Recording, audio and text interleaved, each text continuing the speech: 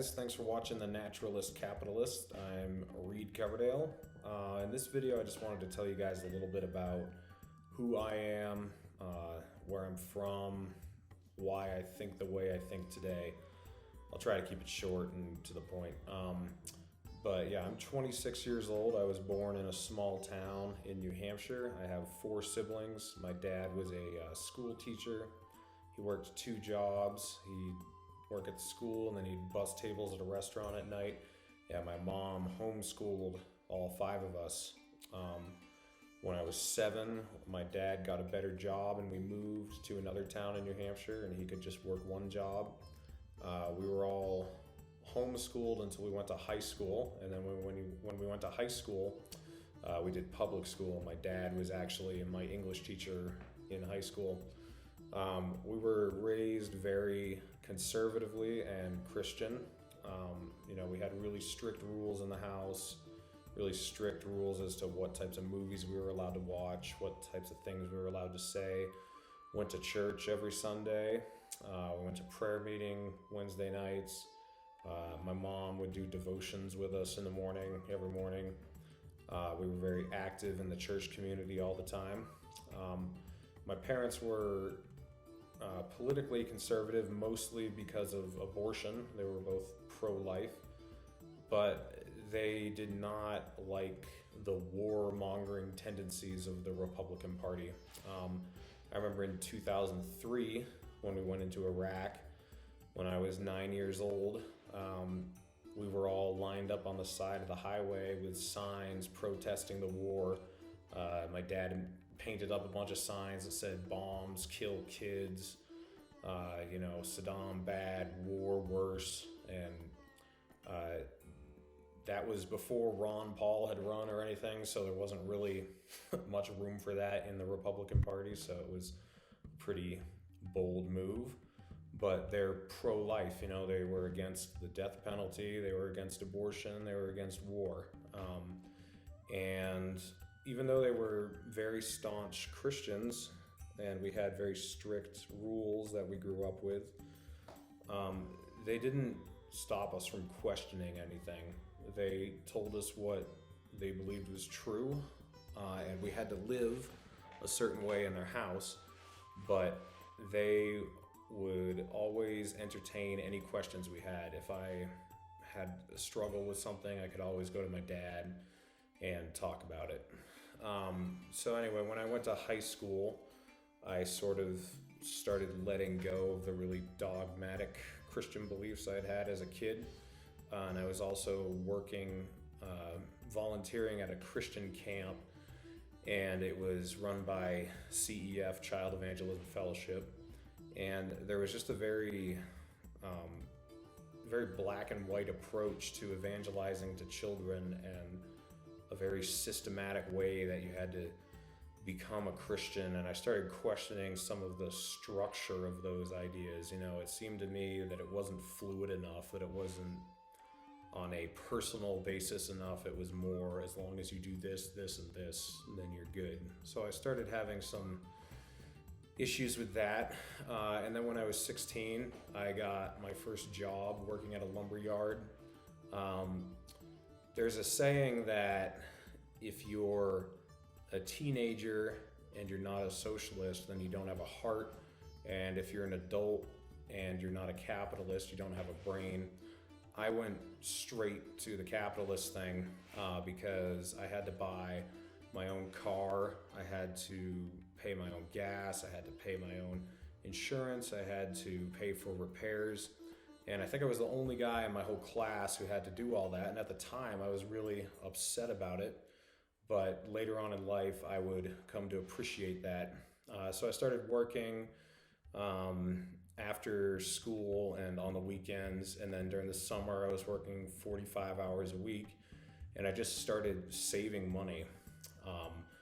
And I realized how freeing that was when you had money instead of debt, because I was looking at all my friends who, when they were still in high school, a lot of them didn't have any money, and their parents were buying them cars, and I was pretty upset about that at the time. But after I graduated high school and all these friends who had stuff from their parents. When their parents' checkbook went away, they were swamped in debt and they weren't happy about it, but I had money. So I thought about going to college. I applied and I had scholarships and everything. I was ready to go. And then 2 weeks before I was headed there, I decided, no, I don't want to do this. I just want to work and wait until I know what I want to go to college for. So I got my CDL at the lumberyard. I worked my way up to becoming an equipment operator and a driver. And then I got into power line work. And so I went into that at pretty good pay at 19 years old, and I was working 50 hours a week. And then within 6 months, I was running my own truck, setting poles, and then eventually running crews where I was in charge of people who were twice as old as me. And I was making really good money. I was making $70,000 a year pretty quickly. And then after a few years, I was making over $100,000 a year. And so then I decided I didn't want to go to college after all, because I found out that you could just make good money doing regular work. And as long as you worked hard and showed up on time and did your job, you could excel, and that put you far ahead of everyone else. So after working for about 2 years, I decided I wanted to see the country before I settled down into a career. So I took off to Arizona, and I lived with my uncle there for about 4 months. And while I was there, I traveled to a bunch of different Western states. I went to California, Colorado, Texas, Utah. And I lived out of a Toyota pickup truck that I bought, that I built a bed in the back of and could live out of and sleep in. And it was great. So I did that for a couple years. I got jobs here and there. I worked in Arizona replacing toilets and doing home repair. And then in Colorado, I did roofing. And when I was out on the road, I saw that things were not necessarily the way I had thought they were when I lived in New Hampshire. I realized that people lived differently all over the country. What it did is it really kind of broke my strong religious views and my strong conservative views at the same time. I realized that there were things that I hadn't understood that I had already come to conclusions on. So, for example, the biggest thing was when I was doing roofing, I was working with Mexican immigrants. And when I had lived in New Hampshire with no Mexicans around, with a very conservative upbringing, I had very hardline views on immigration. And when I started working with them and hearing their stories, I realized that the scenarios I built up in my head were not reality. This was in 2016, so this was it was in 2015 and 2016. This was when Rand Paul was running for president. I had gotten a little bit interested in his dad in 2012 when I was in high school. Not big time, but I was listening to what he said about war, and I thought he was right. But when I was out on the road, listening to him versus all the other Republicans, I really realized that the traditional conservative approach to things wasn't right. It built too many boxes that didn't fit everyone's reality.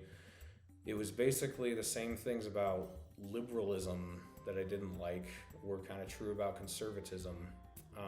So then he got railroaded, obviously, and Trump was the nominee, so I kind of left the Republican ideology behind me. So at the same time that all this was going on, I was starting to question my religious beliefs too. I'd kind of put them on a shelf for a while, but some of my Christian friends had told me that I should really start reading the Bible again, and I should start doing devotions and trying to really bring myself closer to God. And at this point, when I was doing that, I was really trying my best to take it seriously and really bring myself back, but I just couldn't. I couldn't take it seriously anymore. I realized I didn't believe what I was reading, but I had built up this mental block throughout my life that if I ever went over that threshold of agnosticism, that I was endangering myself to eternal damnation. But I eventually got past that point and realized that I didn't believe what I had been trying to tell myself. And once I passed into that door, it was the most freeing thing I've ever felt. So I went back to New Hampshire, back to working at the same place at the power line company. And then Donald Trump won the election, obviously. And I was working with a bunch of Christian Republicans. So I've always had the immense pleasure of being around people I completely disagree with. You know, my family is religious. All my friends are Republicans. Lots of them are religious. So I was in a constant state of having my ideas challenged, but I think that's actually healthy. So after being back in New Hampshire for a while, I decided I didn't really want to be stationary anymore. I wanted to get into truck driving. This was about a year ago. So I started making moves to get out of New Hampshire. And then last summer, I found out about Tulsi Gabbard running for president. And I liked her independent thought. I think the first video I saw of her was talking about immigration, and it was talking about the idea that we're being sold this false choice between security and compassion, and that we can have both. We can have border security, but also have immigration reform. And I thought that was just a refreshing perspective. So I looked more into her, and I liked most of what I saw. So then one day I decided to go meet up with her. I decided to go meet her because she was in New Hampshire. So I did, and I talked with her for like 5 minutes, and I was very impressed with how sincere she seemed. And then I decided to work on her campaign. So the last 6 months I was in New Hampshire, I was working on her campaign, going door to door, canvassing for her. And I was all in on her at first. When it got toward the end of the campaign, things were getting a little weird. There were some issues I had. I'll try to do another video about just working for Tulsi Gabbard. But I started to question her a little bit. But I stuck with her all the way until she dropped out. And then after she dropped out, when she endorsed Joe Biden, at first it was okay.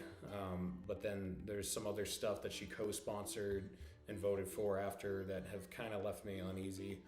But basically, the last 6 months have completed my journey toward libertarianism, because I had kind of leaned that way for the last few years. I voted, I supported Rand Paul, and then I voted for Gary Johnson, and then being under Trump has just really disenchanted me with anything having to do with the government. But the last few months, with the way the COVID-19 thing has been going, and the way the government's been responding, and the way everyone is just selling us out, I've completed that journey to where I am now.